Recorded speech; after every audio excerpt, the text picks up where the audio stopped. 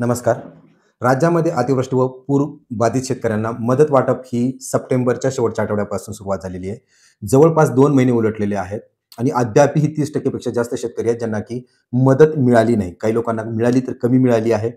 मग हा जो काही सावळा गोंधळ मागच्या 2 महिन्यापासून चाललेला आहे. काही लोकांना सगळीच मदत मिळाली म्हणजे अतिवृष्टीची तर मिळालीच, त्यासोबत रब्बीचीही मिळाली. तर काही गावात एकही रुपया आलेला नाहीये. मग अशातच शेतकऱ्यांना नेमकं कुणाला विचारायचं, कुणाला जाब विचारायचं, की कोण अधिकारी किंवा कुणाला जाब विचारायचा आहे आणि त्याच्याकडे उत्तर कुणा अधिकाऱ्याकडे मिळेल याची कसलीच खात्रीजमा नव्हती. त्यामुळं हा जो काही गोंधळ 2 महिन्यापासून होता तो कुठेतरी आता संपत येणार असं दिसत आहे.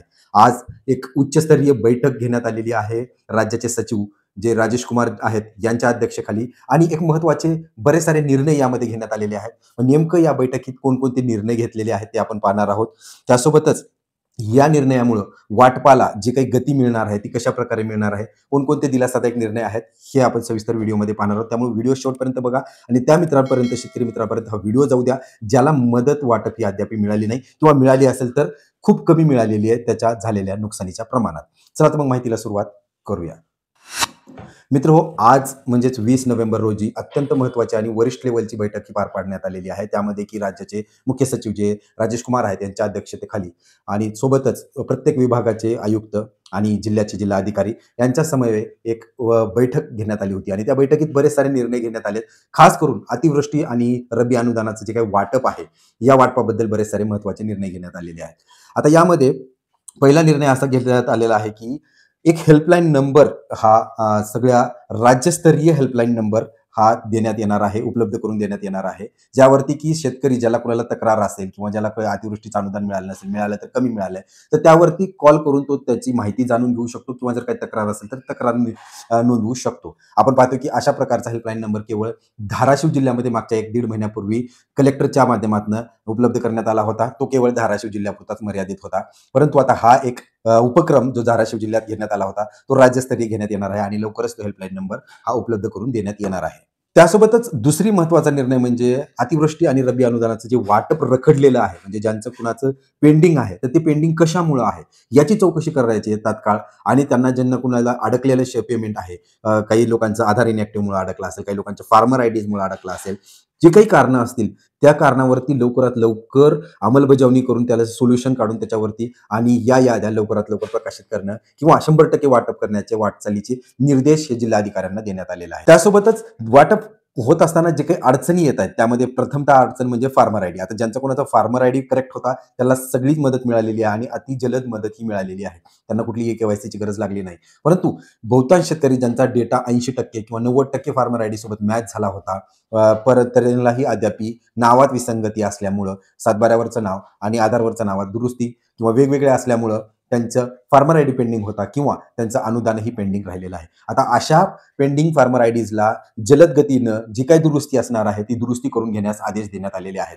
तहसील कार्यालय, तलाठी लेवलला जोरामध्ये मोहीम राबवून जेवढे काही दुरुस्ती असतील त्यामध्ये शेतकऱ्यालाही सहभाग घ्यायचा आहे, सहयोग करणं गरजेचं आहे.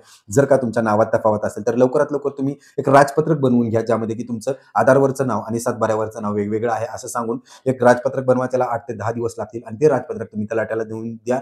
तलाठी त्या राजपत्रकच्या आधारावरती तुमच्या सातबाऱ्यावरती जे नाव आहे ते आधारप्रमाणे करून घेईल आणि त्यानंतर इथून पुढे तुम्हाला कुठलाच अडचणी ह्या पेमेंटसाठी येणार नाहीत. त्यामुळं तिसरं महत्त्वाचा निर्णय घेण्यात आलेला आहे ते म्हणजे फार्मर आयडीची दुरुस्ती. जर काही फार्मर आयडीची दुरुस्ती जलद गतीने झाली तर हे पेमेंट आणि इथून येणारे जे काही पेमेंट आहे ते लवकरात लवकर शेतकऱ्याला मिळेल. त्यासाठी शेतकऱ्याला वाट पाहण्याची गरज राहणार नाही.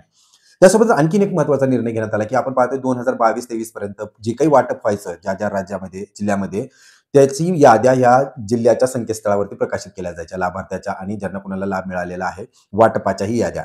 आणि प्रत्येक शासन निर्णयामध्ये जसेही शासन निर्णय काढण्यात आले त्याच्यामध्ये सांगण्यात आलं होतं की जे काही पात्र लाभार्थी त्यांची यादी जिल्ह्याच्या संकेतस्थळावरती टाकायची. त्यासोबतच ज्यांना लाभ मिळालेला आहे शेवटी त्यांचीही यादी अपलोड करणं बंधनकारक ठरलेलं आहे.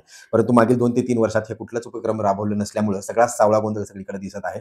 कुणाला पैसे मिळाले तर कुणाला नाही मिळाले, तुला विचारलं नाही मिळालं, तुला विचारलं नाही मिळालं, तुला विचारलं नाही मिळालं, मग पैसा मिळाला कोणाला, ह्याचा जो काही लोकाजोका आहे तो आता सरकारला ठेवण्यासाठी आणि जनतेलाही कळायला पाहिजे की नेमकं एवढा 31,680 कोटी किंवा पहिले 2215 कोटी हे कुणाच्या हातात आणि खात्यात गेलेले आहेत. त्यासाठी आता ही याद्या प्रत्येक जिल्ह्याच्या जिल्हाधिकाऱ्याच्या संकेतस्थळावरती, जिल्ह्याच्या संकेतस्थळावरती प्रकाशित करणं बंधनकारक करण्यात आलं. तर लवकरच आपण या याद्या जशाही प्रकाशित होतील तशा मी तुमच्यापर्यंत त्या ह्या व्हिडिओच्या माध्यमातून पोहोचवण्याचा प्रयत्न करणारच आहे. त्यामुळे विनंती आहे, चॅनलला सबस्क्राईब करून ठेवा, जेणेकरून महत्त्वाचे अपडेट्स आहेत ते तुम्हाला वेळेतच मिळतील. तर ह्या होती उच्चस्तरीय बैठक, ज्यामध्ये की 3 ते 4 महत्त्वाचे निर्णय घेण्यात आले. पहिलं म्हणजे हेल्पलाईनच्या बाबतीतचा नंबर उपलब्ध करून देणं पूर्ण राज्यभरामध्ये. दुसरं आहे जे की वाटप रखडलेलं आहे त्याला गती देण्याचे काम करण्यात आलेलं आहे. फार्मर आयडीच्या दुरुस्ती करण्यात आलेल्या आहेत आणि याद्या प्रकाशित करण्याचं काम हे करण्यात आलेलं आहे. आशा करूया या आता काय जे काही कानउघडणी झालेली आहे प्रशासकीय अधिकाऱ्याची, यामुळं या वाटपाला गती मिळेल आणि शेतकऱ्याला लवकरात लवकर ज्यांचे पेमेंट रखडलेलं आहे